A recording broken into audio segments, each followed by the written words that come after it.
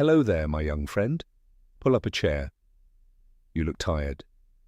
Not the kind of tired that comes from a long day of physical labor, but the heavy, quiet exhaustion that sits behind your eyes. You have been running, haven't you? Running on a treadmill made of gold. You make more money now than you ever dreamed of when you were just a child. You have the title, you have the salary, you have the nice car parked in the driveway.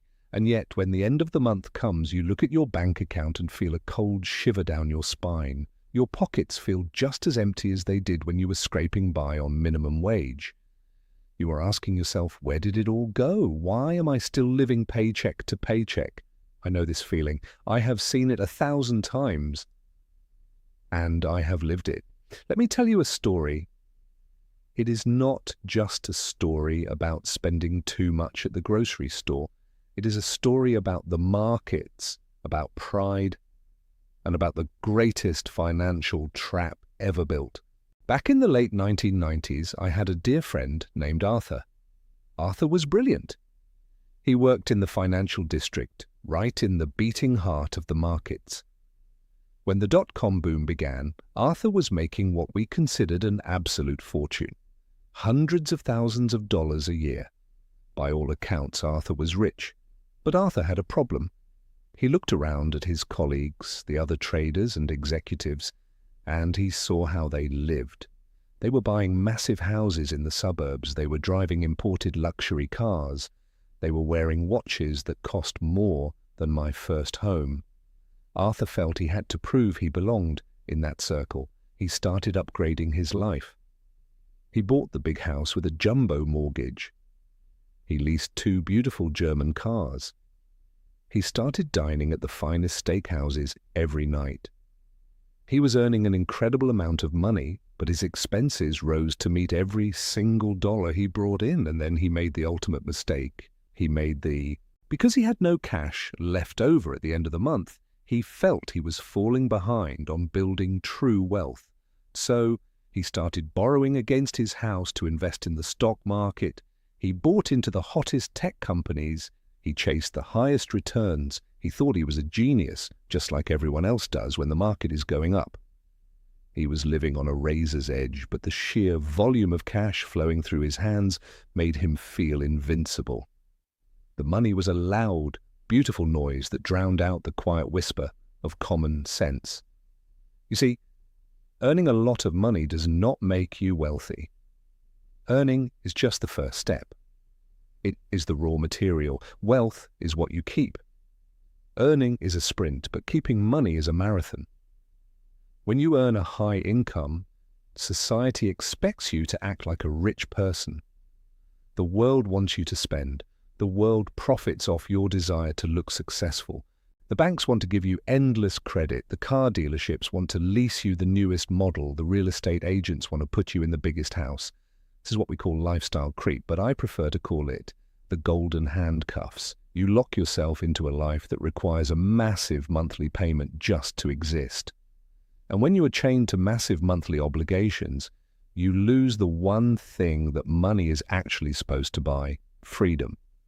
In the financial markets, there is a saying that a bull market makes everyone feel like a genius. But when the tide goes out, you see who is swimming naked. High earners who live paycheck to paycheck are swimming naked, wrapped in invisible layers of debt. They have high incomes, but zero liquidity. They have a massive cash flow, but no capital. When you have a high salary, you also fall victim to intellectual arrogance. You think, I am a highly paid doctor, a brilliant engineer, a top lawyer, therefore I must be brilliant at investing. You refuse to buy simple, boring index funds. You think those are for average people. You want exclusive investments. You start chasing private equity, risky angel investments, or highly leveraged margin trading in the stock market. You want the thrill. I saw this with Arthur. He was not satisfied with a steady 8% return. He wanted 50%. He used leverage, borrowing money to buy more tech stocks because his high salary made him feel like he could easily cover the interest. But leverage is a double-edged sword. When it cuts against you, it cuts deep. Consider what inflation does to the high earner who spends everything. Let us talk about the silent thief in the night. When you inflate your lifestyle to the absolute limit of your income, you leave zero margin for error. If inflation drives up the cost of your luxury goods, your taxes, your insurance, and your property maintenance, suddenly your six-figure salary feels like a minimum wage trap. The high earner is often trapped by their own fixed costs. You see, an average earner can cut back on eating out. A high earner living paycheck to paycheck cannot easily cut back on a $5,000 monthly mortgage, a massive tax bill, or the leasing contracts for 3 vehicles. They are locked into a high-cost existence. They have no liquidity. In the financial markets, liquidity is oxygen. When a market crash happens, those with liquidity can buy assets at historic discounts. They build generational wealth because they have cash ready to deploy.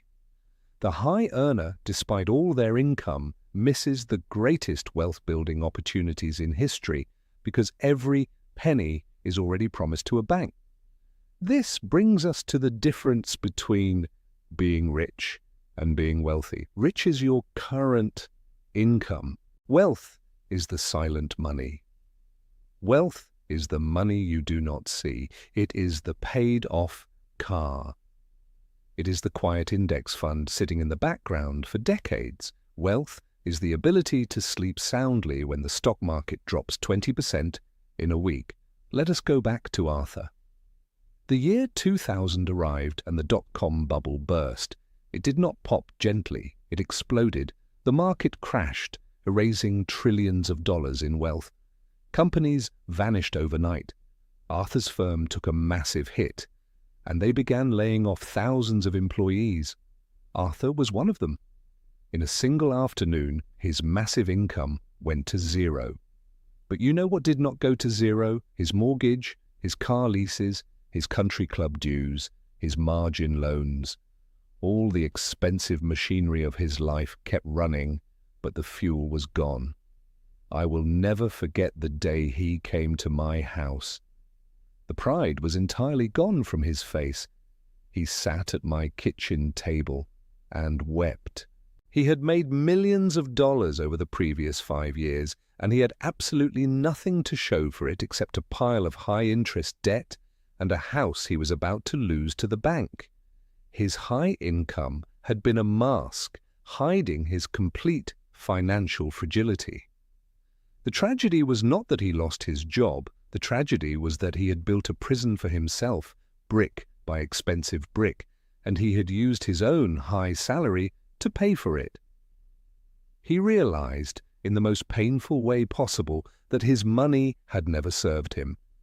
He had served his money. He had worked 80-hour weeks, neglected his family, sacrificed his health, all to buy things that ultimately destroyed him when the market turned. The market is unforgiving to those who live without a margin of safety. My friend, if you are making good money right now but have nothing left at the end of the month, you must wake up. You are walking on a bridge made of glass. Do not let your ego destroy your peace. The market does not care how much you earn. The market goes up and the market goes down. Winter always comes to the economy, always. And when winter comes, it does not matter how expensive your coat is. It only matters if your house has a solid foundation to keep the cold out. True wealth is not about showing the world how much you make. True wealth is the freedom to say no. It is the freedom to leave a toxic job. It is the peace of mind knowing that if everything falls apart tomorrow, you and your family will be perfectly safe. Stop buying things to impress people who do not truly care about you. Start buying your freedom back. Keep your expenses low. Invest quietly. Let the market do its slow, magical work of compounding. Be humble with your money, or the markets will humble you. The goal is not to look rich. The goal is to be completely, unshakably free. If this story spoke to your heart, if you want to learn how to build that quiet, unbreakable wealth, then stay with me. Subscribe to this channel. We will learn these timeless lessons together. Leave a comment below if you have ever felt trapped by your own income. You are not alone. May you find peace in your finances and freedom in your life. Until next time.